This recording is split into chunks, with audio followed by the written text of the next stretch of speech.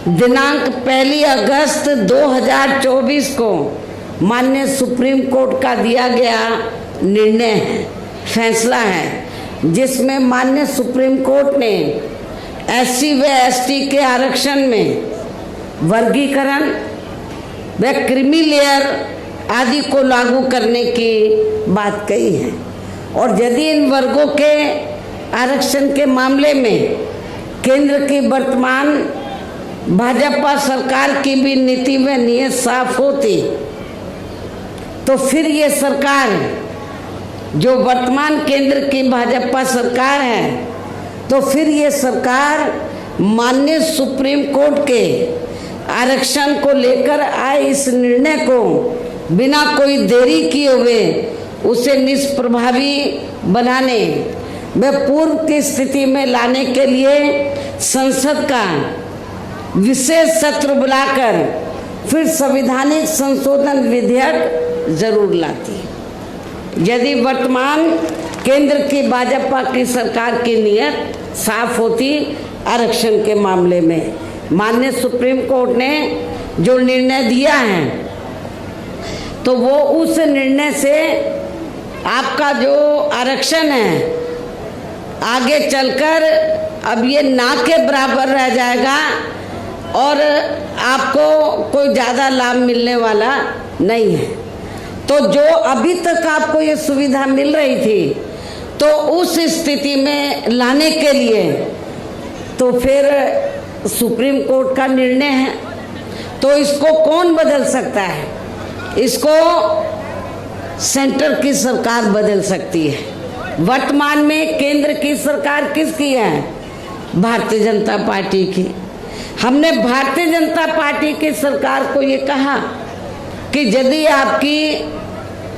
दलितों, आदिवासियों और अन्य पिछड़े वर्गों के मामले में, खासकर एससी एसटी के आरक्षण के मामले में यदि नीति आपकी स्पष्ट है, सोच सही है, तो फिर आपको जो माननीय सुप्रीम कोर्ट ने 1 अगस्त 2024 को जो निर्णय दिया है, जिससे एससी एसटी का आरक्षण निष्प्रभावी हो गया है और ये फिर खत्म हो जाएगा, तो फिर इसको प्रभावी बनाने के लिए और पूर्व की स्थिति में लाने के लिए फिर केंद्र सरकार की जिम्मेवारी बनती है कि वो पार्लियामेंट का विशेष सत्र बुलाए और विशेष सत्र बुलाकर उसमें संवैधानिक संशोधन विधेयक लाए। और उसमें फिर हम देखते कांग्रेस और पूरा विपक्ष तो वो आपको सपोर्ट करता है, नहीं करता है। जिन्होंने संविधान बचाने और आरक्षण को बचाने के नाम पर पूरे देश में दलितों, शोषितों को, पिछड़ों को गुमराह करके इनका वोट तो ले लिया, लेकिन जब माननीय सुप्रीम कोर्ट ने जजमेंट दिया तो जजमेंट के बाद इनको सांप सूंघ गया है। ये सारी विपक्ष की पार्टियां, कांग्रेस और इनका इंडिया गठबंधन सब चुप है, कुछ बोलने के लिए तैयार नहीं है। लेकिन हमारे लोगों ने भी बहुत बड़ी गलती की, उनके बहकावे में आ गए। संविधान बचाने के नाम पर, आरक्षण बचाने के नाम पर उनके बहकावे में आकर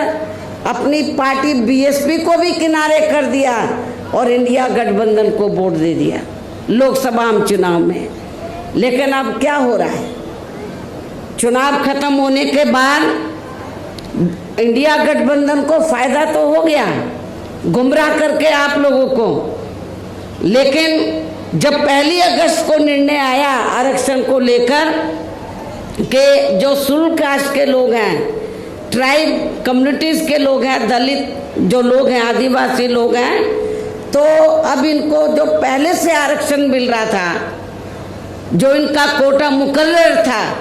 जो पहले से आरक्षण मिल रहा था, वो ना मिलके अब इनका वर्गीकरण किया जाएगा। जिनको ज़रूरत है उनको दिया जाएगा और शेड्यूल कास्ट में जो जातियां मजबूत होगी उनको किनारे कर दिया जाएगा। ये जजमेंट है। लेकिन ये आप लोगों को मालूम होना चाहिए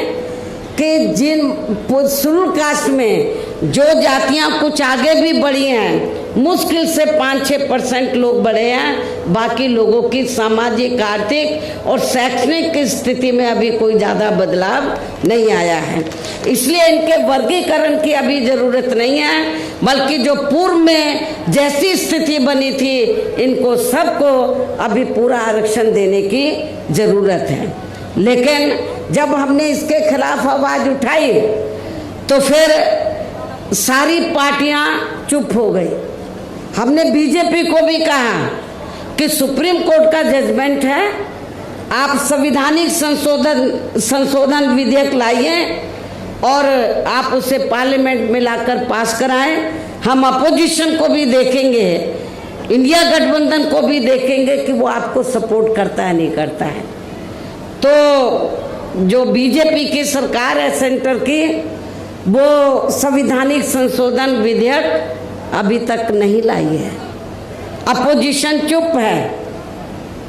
तो ऐसी स्थिति में आप लोग एक बार तो धोखा खा गए, इनके बहकावे में आ गए इंडिया गठबंधन के, कांग्रेस के, और आप लोगों ने वोट दे दिया कि हम संविधान बचाएंगे, आरक्षण बचाएंगे। जब माननीय सुप्रीम कोर्ट ने आपके आरक्षण पर चोट मारी तो ये सारी पार्टियां चुप हो गई। ये कहती तो हैं कि हम आरक्षण के पक्ष में हैं, लेकिन माननीय सुप्रीम कोर्ट ने जो जजमेंट दिया उसको लेकर ये कुछ भी बोलने के लिए तैयार नहीं है। इतना ही नहीं, बल्कि इसके लिए कांग्रेस व इनके इंडी गठबंधन ने अभी तक भी केंद्र सरकार पर कोई दबाव नहीं बनाया है, और ऐसा करना तो बहुत दूर की बात रही, बल्कि इन्होंने माननीय सुप्रीम कोर्ट के इस निर्णय पर अभी तक कुछ भी खुलकर नहीं बोला है। और इस मामले में केंद्र की भाजपा सरकार व अधिकांश सभी विरोधी पार्टियां अभी तक भी चुप्पी साधे हुए हैं। यहाँ मैं ये भी बता देना चाहती हूँ कि माननीय सुप्रीम कोर्ट ने SC/ST आरक्षण में वर्गीकरण करने और क्रीमी लेयर को भी लागू करने का ये कार्य अब राज्य सरकारों के ऊपर ही छोड़ दिया है। अब ये राज्य सरकारों के ऊपर ही छोड़ दिया है, जो अब अपने हिसाब से इसका पूरा राजनीतिक फायदा भी उठाएंगे। साथ ही इसकी आड़ में इन वर्गों को बांटकर इन्हें आपस में ही लड़ाएंगे। अर्थात अब ये पार्टियां फूट डालो वे राज करो की नीति का भरपूर फायदा उठाएंगी इस जजमेंट की आड़ में। जबकि संविधान के मुताबिक अभी तक क्या था ये जजमेंट आने से पहले, जबकि संविधान के मुताबिक किस जाति को SC व ST की सूची में शामिल करना है या नहीं करना है, तो इसका ये अधिकार अभी तक केवल संसद, किसको था, पार्लियामेंट को था, संसद व माननीय राष्ट्रपति जी को ही दिया हुआ था संविधान के मुताबिक, जिसे 1 अगस्त 2024 को माननीय सुप्रीम कोर्ट के आए निर्णय के जरिए इसे अब वापस लेकर सीधे ही राज्य सरकारों को दे दिया है, जिससे अब इन वर्गों के साथ काफ़ी ज्यादती होगी। अर्थात इनका अब ये आरक्षण ना के बराबर ही रह जाएगा। दलितों का, आदिवासियों का जो आरक्षण है वो ना के बराबर ही रह जाएगा। और अब तो कांग्रेस के श्री राहुल गांधी ने भी विदेश में जाकर इनके सभी आरक्षण को आगे वक्त आने पर खत्म करने का भी ऐलान कर दिया है। इसलिए इन वर्गों के लोगों को बाबा साहब डॉक्टर भीमराव अंबेडकर द्वारा जो इन्हें आरक्षण का ये संवैधानिक अधिकार मिला है, तो इसे बचाने के लिए अब यहाँ हरियाणा प्रदेश में हो रहे विधानसभा चुनाव में इन वर्गों को, ऐसी सभी आरक्षण विरोधी पार्टियों को अपना कतई भी वोट नहीं देना है। जो ये पार्टियां माननीय सुप्रीम कोर्ट के आए इस निर्णय को बिल्कुल भी बदलने के लिए तैयार नजर नहीं आती हैं, ना तो भारतीय जनता पार्टी और ना ही कांग्रेस पार्टी का इंडिया गठबंधन। अर्थात इस मामले में केवल ये पार्टियां इन वर्गों को गुमराह करने में ही लगी हैं। ऐसी स्थिति में अब इन वर्गों को यहाँ विधानसभा के हो रहे आम चुनाव में अपने बने इस गठबंधन की ही सरकार बनाकर, क्योंकि ये लोग जो जजमेंट आया माननीय सुप्रीम कोर्ट का रिजर्वेशन को लेकर, इसको ये अभी तक भी बदलने के लिए तैयार नहीं है, ना कांग्रेस ना बीजेपी। तो ऐसी स्थिति में अब आप लोगों को करना क्या है, यह अपने गठबंधन की सरकार बनाकर इसे लागू होने से, ये जो अभी नया जजमेंट आया है, तो अपने यहाँ गठबंधन की सरकार बनाकर इसे लागू होने से तब तक लटका कर व रोक कर रखना है जब तक केंद्र व विपक्ष द्वारा इस निर्णय को संवैधानिक संशोधन के जरिए खत्म करके इसे पुरानी स्थिति में बहाल नहीं कर दिया जाता है। गठबंधन की सरकार यहाँ बनती है, हमारी गठबंधन की हमारे हाथ में है कि इसे लागू करें या ना करें। इसको हम लटका के रख सकते हैं, सुप्रीम कोर्ट का जजमेंट है तो इसको हम आगे बढ़ा सकते हैं। कब तक? जब तक केंद्र व विपक्ष द्वारा इस निर्णय को संवैधानिक संशोधन के जरिए खत्म करके इसे पुरानी स्थिति में बहाल नहीं कर दिया जाता है। इसलिए ऐसी स्थिति में अब आपको एक तरफा अपना वोट केवल बीएसपी व इन्हें लोग के बने अपने इस गठबंधन को ही देना है, ताकि सत्ता में आकर यहाँ आपके स्टेट में माननीय सुप्रीम कोर्ट के इस निर्णय पर कुछ हद तक अंकुश लगाया जा सके। इतना ही नहीं बल्कि केंद्र व राज्यों में कांग्रेस, बीजेपी व अन्य जातिवादी पार्टियों की रही सरकारों ने इनका आरक्षण का कोटा अभी तक भी पूरा नहीं भरा है, जिससे फिर अंत में किसी न किसी रूप में सामान्य वर्गों को ही दे दिया जाता है। जबकि उत्तर प्रदेश में जब हमारी पार्टी की सरकार बनी, हमने विशेष अभियान चलाकर इस आरक्षण के कोटे को हमने पूरा कराया था। पदोन्नति में आरक्षण को तो इन्होंने माननीय कोर्ट की आड़ में काफ़ी हद तक खत्म ही कर दिया है। इसके साथ ही केंद्र व राज्यों की भी सरकारों द्वारा इन वर्गों के लोगों को प्राइवेट सेक्टर में आरक्षण दिए जाने की व्यवस्था किए बिना ही इनके ज़्यादातर सरकारी कार्य अब यहाँ प्राइवेट सेक्टर के जरिए ही देश के अधिकांश बड़े बड़े पूंजीपतियों व धन्ना सेठों को ही दिए जा रहे हैं, जिसके कारण आपके यहाँ हरियाणा प्रदेश सहित पूरे देश में अब इन वर्गों के लोगों को आरक्षण का बहुत कम ही लाभ मिल पा रहा है, क्योंकि प्राइवेट सेक्टर में आरक्षण की व्यवस्था नहीं है। और इससे अब पूरे देश में दलितों व आदिवासियों के साथ साथ अन्य पिछड़े वर्गों को भी काफ़ी ज़्यादा नुकसान हो रहा है। जबकि अन्य पिछड़े वर्गों के लोगों को ये भी मालूम होना चाहिए, इन्हें मंडल कमीशन की रिपोर्ट के तहत आरक्षण की ये सुविधा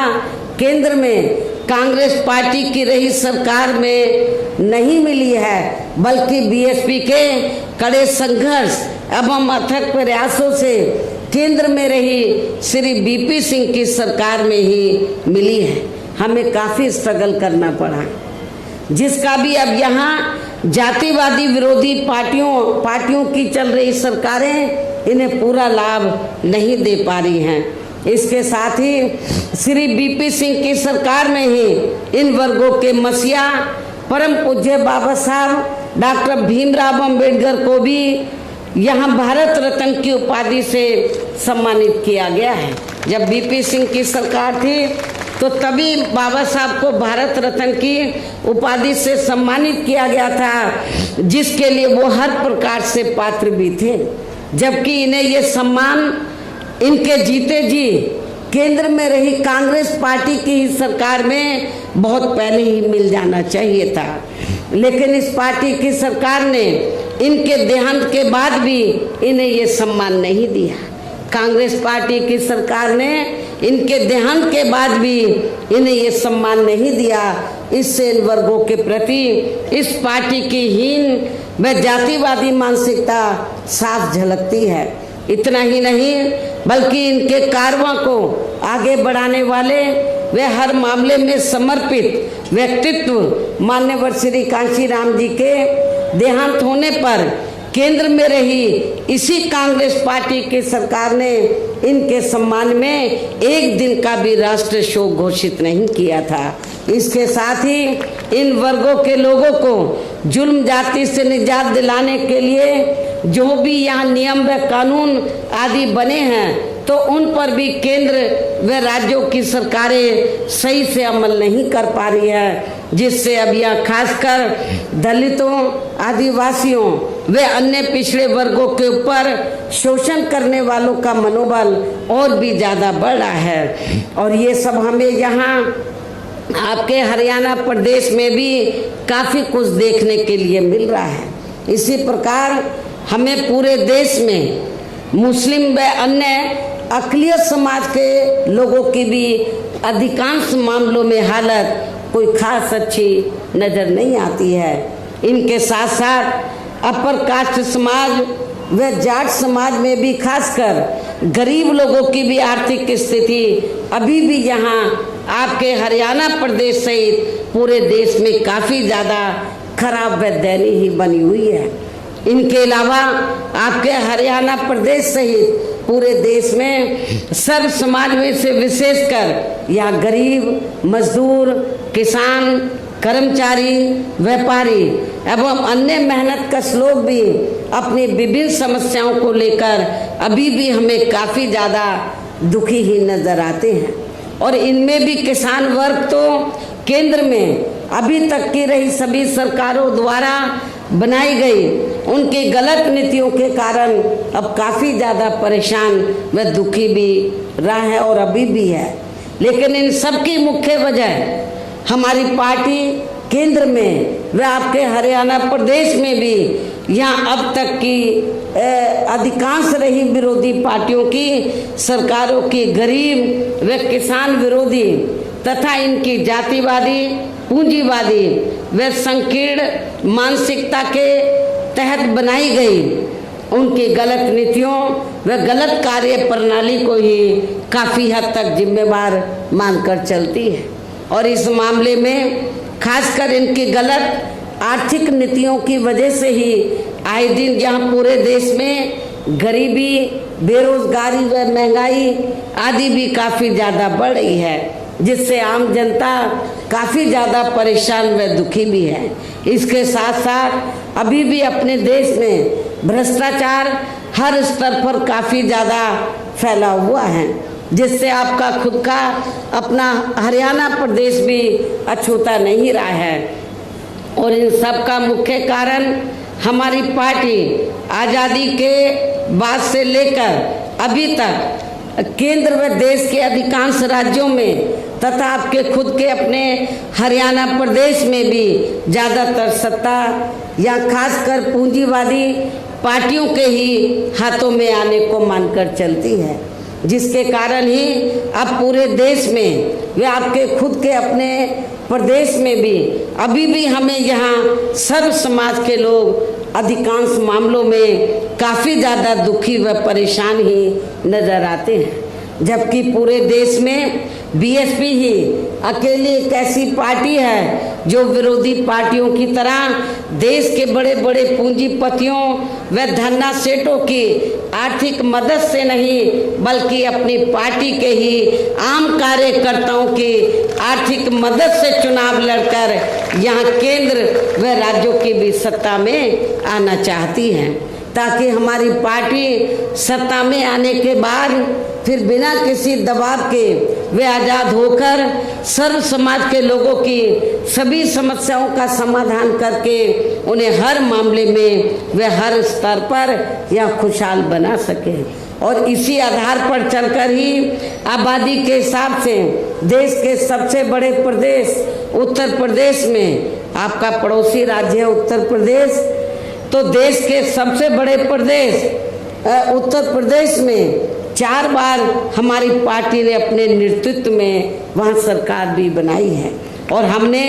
अपनी सभी चारों रही सरकारों में अपनी पार्टी की विचारधारा एवं सिद्धांतों के तहत चलकर वैसे तो वहाँ सर्व समाज के हितों का पूरा ध्यान रखा है, लेकिन सभी मामलों में प्राथमिकता पहले हमने वहाँ सर्व समाज में से विशेषकर उन दलितों, आदिवासियों, पिछड़े वर्गों व अकलियत समाज को दी है तथा अन्य समाज में से गरीब एवं असहाय लोगों को ही दी है, जिनकी यहाँ हर मामले में व हर स्तर पर सभी विरोधी पार्टियों की रही सरकारों में उनकी हीन, जातिवादी, संकीर्ण व पूंजीवादी सोच होने के कारण काफ़ी ज़्यादा उपेक्षा की गई है। इसके साथ साथ हमने उत्तर प्रदेश में, आपको मैं ये बताना चाहती हूँ कि हमने उत्तर प्रदेश में गरीब एवं बेरोजगार लोगों को दूसरी पार्टियों की रही सरकारों की तरह मामूली सा बेरोजगारी भत्ता न देकर उन्हें बड़ी तादाद में सरकारी एवं गैर सरकारी क्षेत्रों में स्थायी रोजगार भी उपलब्ध कराए। इसके साथ ही गरीब भूमिहीन लोगों को खेती करने के लिए उन्हें फ्री सरकारी जमीन भी दी है, और जो गरीब आवासहीन लोग थे तो सरकारी खर्चे से उनके हमने 2-2 कमरों के पक्के मकान भी बनाकर दिए हैं और वहाँ पर सभी सुविधाओं का प्रबंध भी किया, हॉस्पिटल का, स्कूल्स का, और भी जो जरूरी आपकी ज़रूरतें हैं तो उनका हमने वहाँ पर प्रबंध भी किया है, जिससे वहाँ लाखों गरीब लोगों को काफ़ी ज़्यादा फायदा पहुँचा है। शहरों व देहातों को भी विकसित किया गया है। आप लोगों को ये मालूम है कि शहरों और देहातों में जहाँ वीकर सेक्शन के कमज़ोर तबके के लोग रहते हैं, वहाँ घुसते ही मालूम पड़ जाता है कि यहाँ पर अपने समाज के लोग रहते। इतनी खराब हालत होती है, क्योंकि जो पार्टियाँ अभी तक सत्ता में रही तो उन्होंने आपकी बस्तियों को डेवलप नहीं किया, लेकिन जब हमारी सरकार बनी तो हमने देहातों को डॉक्टर अंबेडकर ग्राम विकास योजना के तहत और शहरों में दलित बस्तियों को मान्यवर श्री कांशीराम जी शहरी समग्र विकास योजना के तहत उनको डेवलप किया, विकसित किया। इसके अलावा हमारी पार्टी की रही सरकार ने वहाँ विभिन्न क्षेत्रों में लगे लोगों के साथ साथ छात्रों, युवाओं, महिलाओं व बुजुर्गों आदि के हितों में भी अनेकों महत्वपूर्ण व ऐतिहासिक कार्य किए हैं, जिनसे उन्हें काफ़ी ज़्यादा लाभ पहुंचा है। किसानों की भी अधिकांश समस्याओं का काफ़ी हद तक समाधान किया गया है तथा उनकी फसलों का भी उन्हें समय से उचित दाम दिया गया है। इतना ही नहीं, बल्कि हमने उत्तर प्रदेश में सर्व समाज के लोगों के ऊपर किसी भी प्रकार की कोई जुल्म जाति आदि भी नहीं होने दिया है, और वीकर सेक्शन का हमने विशेष ध्यान रखा है। बल्कि हमारी पार्टी की रही सरकार ने वहाँ जुल्म जाति करने वाले लोगों को बिना कोई देरी किए हुए उन्हें तुरंत ही जेल की सलाखों के अंदर भेजा है, जहाँ मेरी सरकार में उनकी सही व असली जगह होती है, जिसकी यहाँ आपके प्रदेश में भी काफ़ी अब सख्त ज़रूरत है। इसके साथ ही हमारी पार्टी की रही सरकार ने अपने देश में दलित एवं अन्य पिछड़े वर्गों में समय समय पर जन्मे यहाँ महान संतों, गुरुओं व महापुरुषों में भी खासकर महात्मा ज्योतिराव फूले, श्री छत्रपति शाहू जी महाराज, श्री नारायणा गुरु, बाबा साहब डॉक्टर भीमराव अंबेडकर एवं मान्यवर श्री कांशीराम जी आदि को भी विभिन्न रूपों में पहली बार वह पूरा आदर सम्मान दिया है, जिन्हें विरोधी पार्टियों के लोग अभी तक भी आसानी से पचा नहीं पा रहे हैं। इस प्रकार से उत्तर प्रदेश में हमारी पार्टी ने अपने सभी चारों रे शासनकाल के दौरान वहाँ हर मामले में व हर स्तर पर सर्व समाज के लोगों को काफ़ी बेहतरीन सरकार दी है। और यदि आप लोग भी यहाँ अपने हरियाणा प्रदेश में गरीबों, किसानों व आम जनहित के तथा विशेषकर कमजोर एवं उपेक्षित वर्गों के हितों में ऐसे ही कार्य करना चाहते हैं, इसके साथ ही आपके प्रदेश की जनहित से जुड़ी जो भी यहाँ स्थानीय समस्याएं हैं तो उन्हें भी आप दूर करना चाहते हैं, तो फिर आप लोगों को भी उत्तर प्रदेश की तरह ही यहाँ अपने हरियाणा प्रदेश में भी अपने इस बने गठबंधन के ही सर्वजन हिताय व सर्वजन सुखाय की नीतियों पर आधारित ही सरकार बनानी होगी, जिसके लिए अब आप लोगों को यहाँ अपने हरियाणा प्रदेश में विधानसभा के लिए हो रहे आम चुनाव में अपने गठबंधन का ही बेहतर रिजल्ट लाना होगा। इसके साथ साथ आप लोगों को वोट पड़ने तक यहाँ की सत्ताधारी पार्टी व अन्य सभी विरोधी पार्टियों के साम दाम दंड भेद आदि हथकंडों से भी जरूर सावधान रहना है। और इस मामले में खासकर आप लोगों को विरोधी पार्टियों के जारी किए गए उनके हवाई व प्रलोभन भरे चुनावी घोषणा पत्रों आदि के बहकावे में भी कतई नहीं आना है, जिन्हें ये पार्टियां सत्ता में आने के बाद अधिकांश अमल में नहीं लाती हैं, जिस पर से अब जनता का काफ़ी हद तक विश्वास ही उठ गया है। इसलिए हमारी पार्टी किसी भी चुनाव में अपना कोई भी चुनावी घोषणा पत्र आदि जारी नहीं करती है। वैसे भी हमारी पार्टी कहने में बहुत कम बल्कि कार्य करके दिखाने में ही ज़्यादा विश्वास रखती है, अर्थात जो कहती है तो उसे करके भी दिखाती है, और ये सब हमने उत्तर प्रदेश में करके भी दिखाया है। और अब संक्षेप में मेरा यही कहना है कि आप लोगों को अपने खुद के व अपने हरियाणा प्रदेश के भी हित में यहाँ बीएसपी व इनेलो के बने अपने इस गठबंधन की ही सरकार बनाना बहुत ज़रूरी है। और अब आप लोगों को अपने इस गठबंधन के ही उम्मीदवारों को ज़्यादा से ज़्यादा कामयाब बनाना है, जिसके लिए बीएसपी के उम्मीदवारों को हाथी चुनाव चिन्ह के सामने वाले बटन को दबा के तथा भारतीय राष्ट्रीय लोक दल के उम्मीदवारों को चश्मा चुनाव चिन्ह के सामने वाले बटन को दबा के इन्हें ज़रूर जिताना है। इस प्रकार से